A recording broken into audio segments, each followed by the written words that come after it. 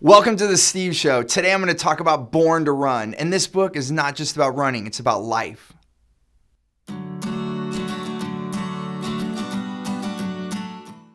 So I read Born to Run, and I got so much more out of it than just about running.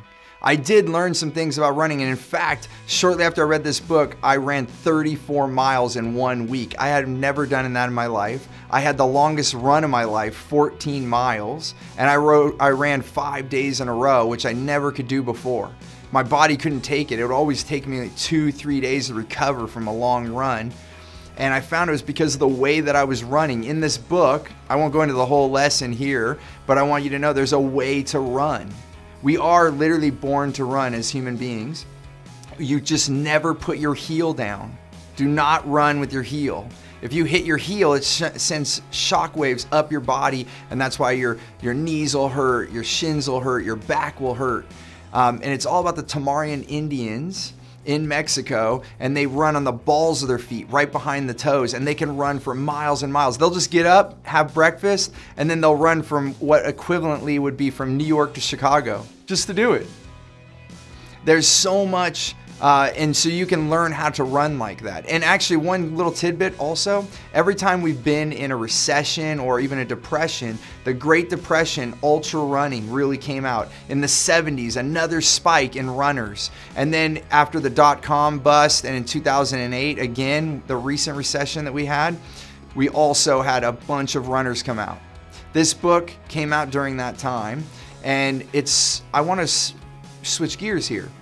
Here we are on the Steve Show. Here we want to talk about business. We want to talk about life, and that's what happened in this book. There's a story about a female ultra runner. She basically was fierce and wanted to beat the Tomari Indians. It was the first time that the Tomari Indians were ever going to come out into an official race, and it was in Colorado, way up in the Rockies. And they got far into the race, and she was winning. She actually had like a 20, almost 30-minute lead, and they got to this huge hill towards the end of the race, and she's got a 20, 30-minute lead, and she's running fiercely. Everyone in the booth is watching her, and her face was so fierce, and she's running. She's like, I'm going to win, and going up the hill.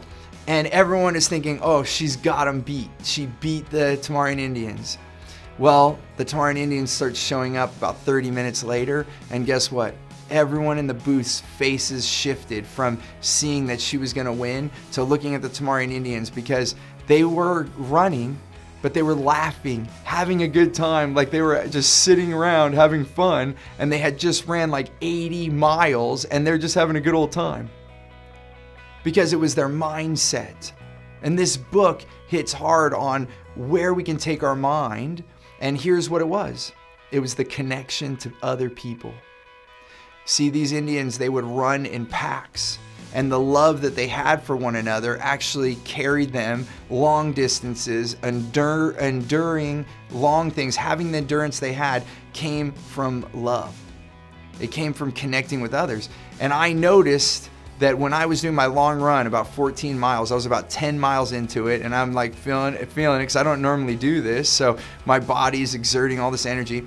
There was a family. It was a husband and wife and this little girl. She was on a scooter, like one of those little scooters, and there's a snake that came across the trail.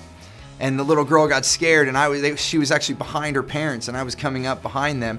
And so then I actually made a joke with the girl and made her laugh, and instead of being scared of the snake, and the snake got away, and so everything was fine. And then the parents and I were laughing about it as well.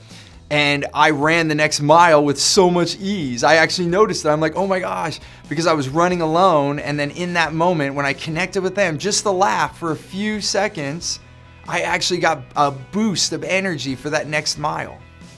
And so what I want you to understand is this book is about connecting with other humans and having love for each other. It's not about winning the race. It's actually about running together. We as humans, we do better together. And I want you to also know connecting and love outweighs willpower. That's what this story was about. You had one woman that had tremendous willpower driving fiercely up this hill, and the Tomari Indians coming up behind her just laughing and having a good old time. And guess what? They won the race. They came up and just increased their speed over the last 10 miles and blew past her where she had nothing left. She had exerted all of her energy. So ask yourself this, where can you start connecting with other people? How can you express love? Because it's not just when you're out there running or exercising, it's everything. In your business, how can you connect more with your staff, with your clients? How can you connect more with your family, with your kids, with your loved ones? Seek that connection, give love, and you'll find so much more abundance in your life. I can promise you that because I've tested it out. And it's made my life so much better.